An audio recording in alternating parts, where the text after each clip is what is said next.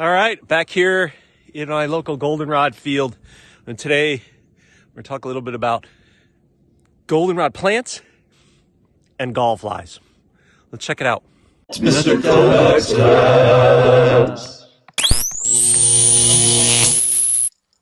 Something is bugging me.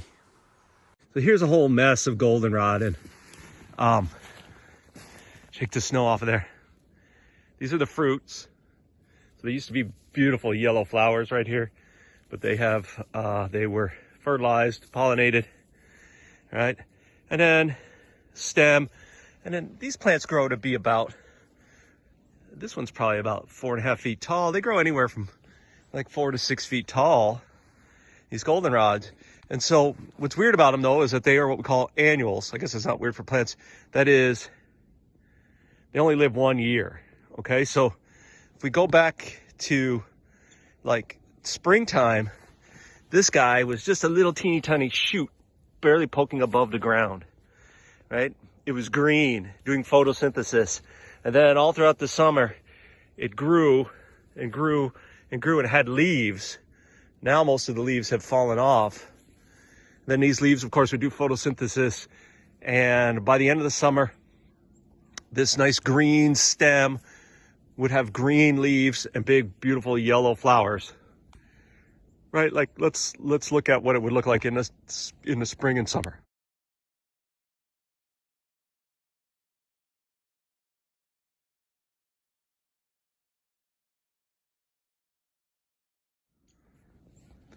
Now, right, it's winter time.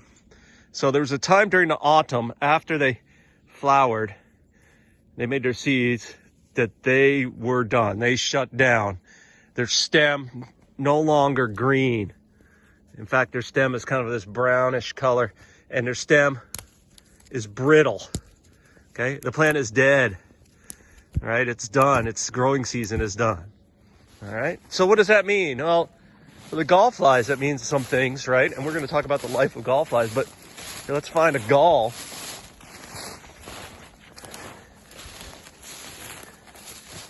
Here's a bunch of them here. For the gall flies, here, we'll take one here. All right, so here's the goldenrod gall. So yes, inside of this gall is a gall fly. That gall fly has been in there since the spring. And when the plant was green and growing, it was eating that plant tissue. But ever since this plant has kind of hardened up and died, it can no longer eat anything. So he's hanging out in there, not eating. What's cool about gall flies is they make like a antifreeze. So even if it gets super cold, which you know it does, they can survive. They can survive temperatures to like minus 40 degrees. I mean, super cold. All right, and so then in the spring, when this guy turns into an adult, he has to get out of this gall, right? I mean, look at it. So remember, the tissue's hard now. He can't, and he won't have any mouth parts either, so he can't chew through it. That's like the biggest challenge for a gall fly. The galls, if we look at them, they're usually about halfway up the stems. So about 2, maybe 3 feet high off the ground. Some are higher than others, and the galls are different sizes. Some are big, some are small. That's interesting. What do you think happened to that one? Anyway, that's it. That's galls and their life cycle. So what's it like to be a gall fly?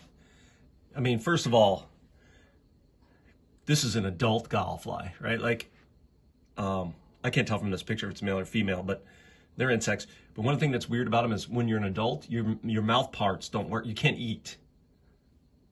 So you can only survive for as long as how much energy stored in your tissues that you can convert to ATP from when you were a baby. Imagine that, your entire adult life. So they last for maybe a week to 2 weeks as adults. They're little flies. What's funny about these flies too is that I find hysterical is that they're not that great at flying. They can fly, but their wings are primarily used just for attracting mates. So they tend to walk more than they fly. And of course, when they emerge in the spring, like in the spring, when they're looking for plants, right? The plants are real short, so they don't have to actually fly to find them. They just walk around on the ground looking for shoots of goldenrod. Now, what's weird about these guys is the females can taste with their feet. Actually, the males probably can too. I think the males can too, but females taste. Can you imagine if you taste with your feet? What would you be tasting right now? Sweaty socks? I don't know. Disgusting. Anyway, they taste, so they can taste the right kind of plant. And then if they find the right plant, they will inject an egg, and the egg will grow. What happens is the egg releases a chemical that causes the gall to swell, or the stem to swell. We call it a gall. And then the egg turns into a baby, a maggot, a cute little gallfly. Look at that cute little gallfly maggot. And it lives in the middle of the gall. So like, it just eats. All right, and as it eats gall tissue, right, it makes like a little hole or a little circle inside of the gall. The gall keeps growing back, and so it eats and eats and eats. It does that all summer long. All summer long. And it gets a big, fat, juicy maggot. Look at that. Okay. One thing that's weird about these that I want you to think about is right as fall hits, as the stem begins to harden up because the plant is dying, is done with its life, this guy will chew a little tunnel, like a tunnel, right to the very like skin of the gall, and then beep, beep, beep, beep, beep, back it up into the middle. All right.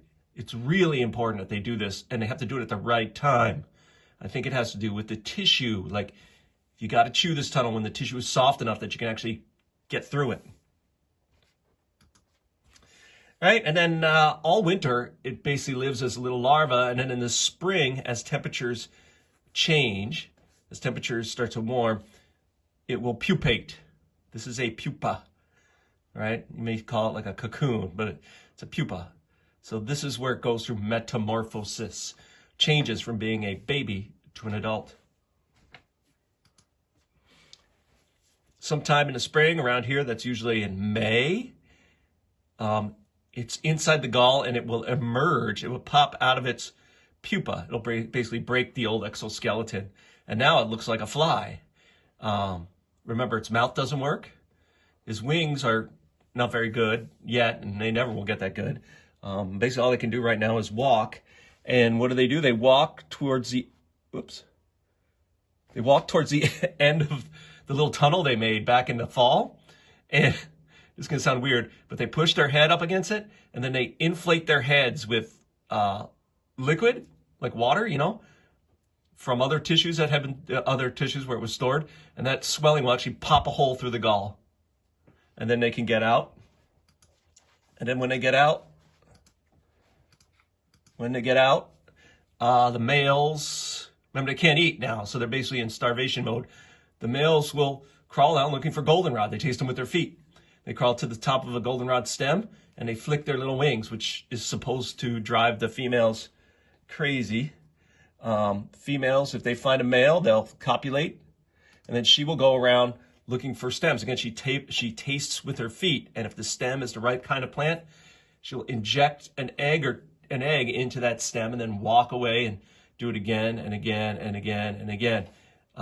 She will be able to lay probably about 100 eggs in the span of about a week and a half or so before she falls over and dies of starvation.